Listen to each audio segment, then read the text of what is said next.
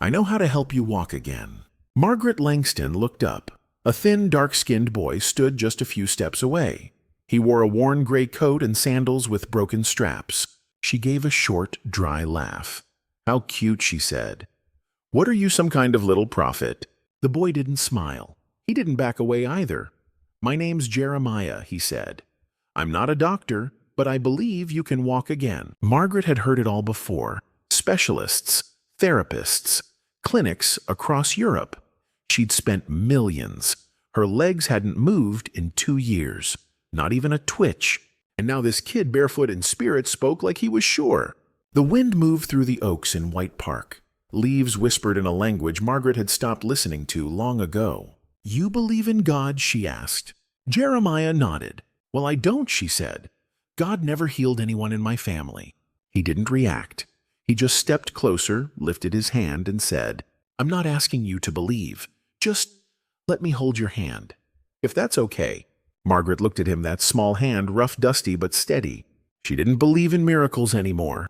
But somehow, before she could stop herself, her hand reached out. His hand was small, sun-warmed, and a little dusty.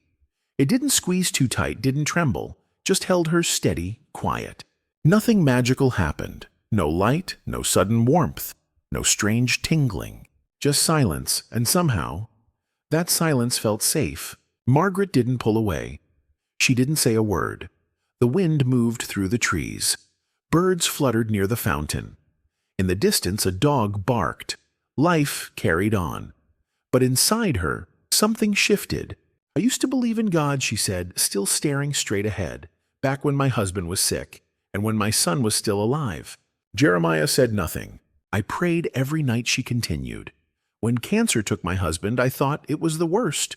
But then my son died. 17. A car crash. He was on his way to school. I told him to pick up bread on the way home. He never came back. Still no response." Jeremiah just held her hand like he wasn't in a rush to fix anything. Just to be there. "They told me he died instantly," Margaret said. "No pain. But I'm a mother. I knew he was afraid. And I wasn't there." The silence that followed wasn't heavy. It felt patient, like it understood. "After the funeral, I stopped being me. I didn't bake. I didn't open his bedroom door. I didn't say his name out loud. I stopped praying. I stopped everything." She paused. "Then I fell, broke my back. Doctor said rehab was possible, that I could walk again. I paid every expert I could find. Nothing worked." Jeremiah finally spoke. "God never promised it would be easy," he said softly. "Only that he'd walk with you." She glanced at him. He wasn't trying to preach. He wasn't even looking at her. Just sitting there holding her hand like it mattered. "How old are you?" she asked. 7, almost 8. "Where are your parents?" "My mom died last year," he said. "Now I stay with my aunt. She naps a lot, so I come here. It's quiet." She nodded. "You're not scared?" "Being out here alone." "I'm not alone," he said. "Not really." Margaret didn't answer, but she didn't feel alone either. And maybe that was the strangest part. For almost 10 minutes they just sat there. No words, no expectations. Her hand stayed in his. When her caregiver finally returned with tea, Jeremiah stood up, brushed off his pants, and said, "I'll be here tomorrow." Same time. Why, she asked. He smiled. "Because you'll come back. You may not know it yet, but your heart's already starting to wake up." She opened her mouth to argue, but before she could, he was already walking away. Slow calm, barefoot in the dust. And Margaret, once a woman who believed in nothing but logic and medicine, realized her hand was still warm. Long after the boy had let go, Margaret told herself she wouldn't go back. All morning she avoided thinking about the boy. Tried to focus on the news, but it felt too loud. Tried to read, but the pages felt dry. Her mind kept drifting, not to what he said, but how he made her feel. At 3:50 p.m., her caregiver asked the usual question. "Park today, ma'am." Margaret didn't answer right away, but by 4 a.m. she was already by the door, waiting in her maroon wheelchair. The air was cooler that day. The benches still damp from morning fog. Birds swooped low over the fountain. 4:06 p.m. She heard the same soft footsteps. Jeremiah. Same jacket, same sandals, same quiet eyes. "You came," he said. "I didn't plan to," she replied, "but I'm here anyway." He sat next to her, not too close. No hand-holding this time. Just quiet. After a while, she said, "Yesterday you said my heart was waking up." "That's funny to me, because what I feel most is anger." At God, he asked gently. At everything she said, but mostly him. She paused, then added, "I'm not mad that I can't walk. I'm mad because he took my son." Jeremiah stayed silent. He was 17, Margaret continued. Smart, kind, everything I wasn't. That morning I told him to bring home bread for dinner. He said, "Sure, Mom." He smiled. Then he left. A truck ran a red light, hit him sideways. They said it was quick. But I know my son. He would have been scared. And I wasn't there. Her voice cracked for the first time. Jeremiah didn't interrupt. "After he died, I stopped living too," she said. Stopped praying. Stopped opening his door. I didn't even say his name anymore. Just tried to forget. But you can't really forget someone who was your whole life. Jeremiah reached into his coat pocket and pulled out a folded piece of paper. It was old, wrinkled edges, yellowed. "I found this near a bus stop off Highway 9, he said. It was tucked inside a Bible under the bench. He handed it to her. Margaret opened it carefully. The ink was faded but still readable. Handwriting messy but familiar. "To whoever finds this, I don't know who you are.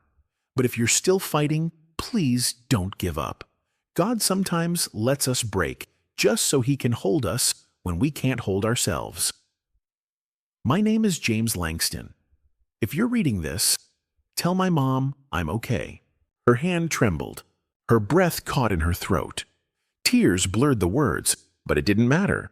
She knew every line now, not because she read it, but because she had waited years to hear it. Where did you say you found this?" she whispered. "By the road," Jeremiah said. "But when I opened it, I knew it was meant for someone. I didn't know who until I saw you." Margaret clutched the note to her chest. "My son, he always carried a Bible," she said. "He told me once the name Jeremiah means God will uplift." She looked at the boy, not with curiosity, not even with doubt, but with a kind of quiet recognition. Jeremiah didn't speak. He didn't need to. For the first time in years, Margaret allowed herself to cry, not from bitterness, but from something closer to peace. Somewhere deep inside, beneath the weight of grief, a spark had lit, and far below that, hidden for so long that even she forgot it existed, something in her legs twitched. A muscle, a nerve, a memory of movement. She gasped, "Jeremiah, I felt something." He knelt beside her, eyes calm. "Can I pray with you now?" he asked. Margaret nodded. She still didn't believe in miracles, but somehow she believed in this moment. And that was enough. Margaret didn't sleep that night. She tried. Laid in bed like always, a soft lamp glowing by her side, the curtains cracked just enough to let in the breeze. But her mind wouldn't stop. The note was still in her hand. She hadn't let go of it since Jeremiah gave it to her. "Tell my mom I'm okay." She read that line at least 50 times. Whispered it, once out loud. Then again, and again. It sounded like her son's voice.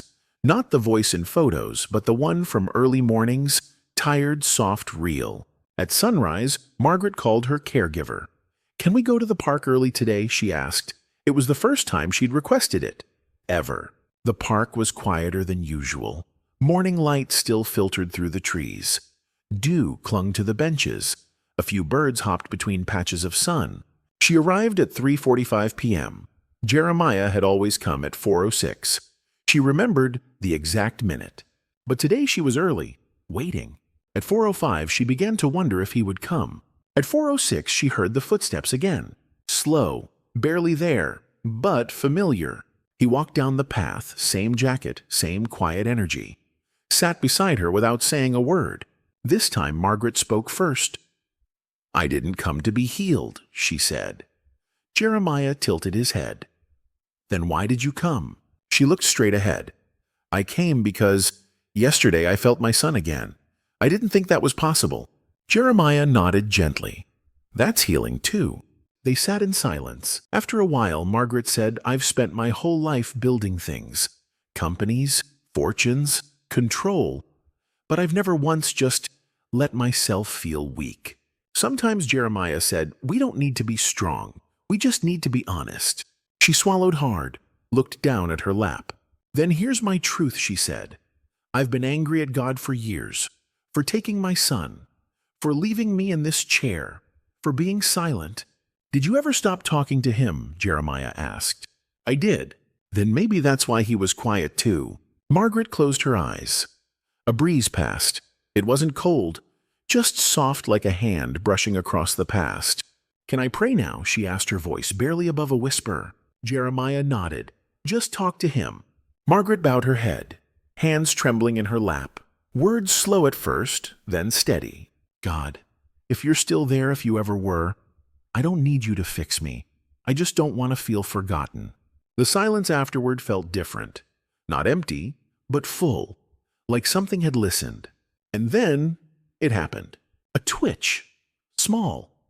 At first she thought she imagined it, but then another. This time, stronger. Her toes.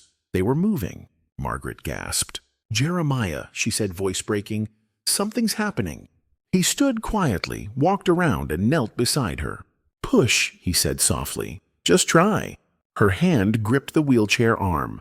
Her other pressed against her knee. She leaned forward. Slowly, painfully, she pushed. The wheels didn't move, but she did. For the first time in 2 years, Margaret Langston stood up, shaky, uncertain, but standing. The breeze picked up, rustling the leaves above like a quiet applause. Her hands trembled. Her legs wobbled. But her face was full of something she hadn't worn in years. Awe.